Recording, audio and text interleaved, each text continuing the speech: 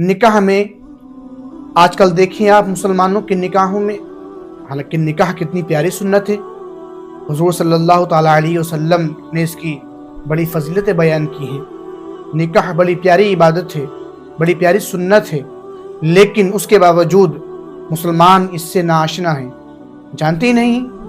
जब उनके घर में कोई खुशी का माहौल हो, और अब तो हाल ये है, देखें आप उठा करके कि निकाह से चंद रोज़ कबल आप देखें कि पूरा घर पीला हुआ पड़ा है।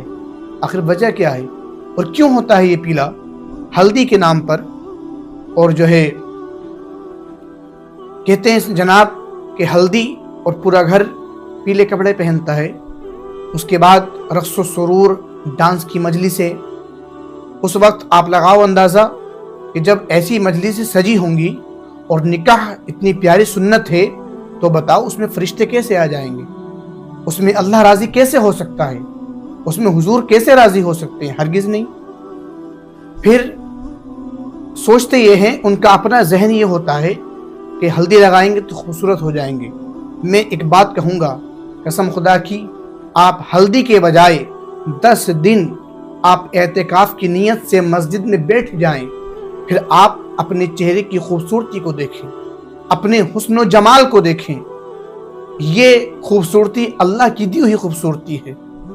और मस्जिद में बैठकर आप सिर्फ और सिर्फ तस्बीहात हाथ में ले लें, तस्बीह पढ़ें, अल्लाह की तस्बीहात व तहलीलात करें, खुदा का जिक्र करें, फिर देखें आप एक अलग ही मंजर होगा।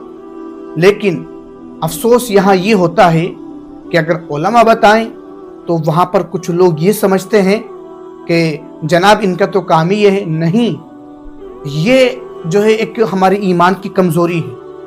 ये हमारा ईमान कमज़ोर है। वो जो अल्लाह के नबी ने एक मकाम पर फरमाया ना कि अगर बुराई को देखो और अगर आप ताकत रखते हो उसे, तो आप अपने उसे हाथ से रोको। हाथ की ताकत नहीं रखते हो, आप ज़बान से रोको, और ज़बान से भी नहीं रोकते हो तो दिल में बुरा जान लो उसको। लेकिन हाल क्या है, आज आप उसमें जो है शरीक हो जाते हैं, उस बुराई को बुराई नहीं जानते हैं। और इतना बड़ा दयूसपन कि अपनी बहन बेटियों को बगैर दुपट्टे के, अल्लाह अकबर, और बगैर जो है इतनी बड़ी बेहयाई, बगैर दुपट्टे के घुमाया जाता है और उस पर फख्र किया जाता है, उस पर नाज किया जाता है। ये तो ईमान नहीं है, ये तो शरीयत नहीं है, ये तो मुस्तफ़ा करीम सल्लल्लाहु अलैहि वसल्लम का दीन नहीं है। दीन तो ये है कि अगर अल्लाह ने ऐसा मौका हमें कोई अता किया है, कोई हमें ऐसा मौका फराहम किया है, तो उसमें फिर ये चाहिए कि बंदे को अल्लाह तबारक व तआला का शुक्र बजा लाना चाहिए। और उसमें हमारी माएँ बहनें भी कम नहीं हैं। उन्हें बाप पैसे देता है, भाई पैसे देता है कि जाओ तुम ब्यूटी पार्लर जाओ। आप देखें, उलमा से पता करें आप कि भवे का एक बाल उखेड़ना भी हराम होता है।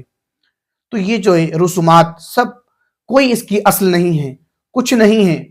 आप जो है क्या समझते हो कि आप खेल और कूद तमाशा करोगे तभी निकाह होगा?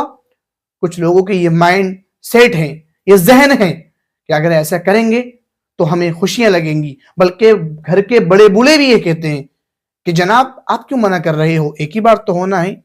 आप जरा सोचो, एक बार तो होना है, खुशी एक बार आनी है, तो मौत कौन सी 2 बार आनी है? मौत भी तो एक ही बार आनी है। और फिर कोई सदमा पहुंचे, कोई गम पहुंचे, फिर हम खुदा को याद करते हैं। क्यों? क्या ये अच्छा हो कि खुदा को दोनों गम और खुशी में याद करें? किसी कहने वाले ने क्या ये खूब कहा है कि जीने की तरफ देख, न मरने की तरफ देख, जब चोट लगे दिल को मदीने की तरफ देख।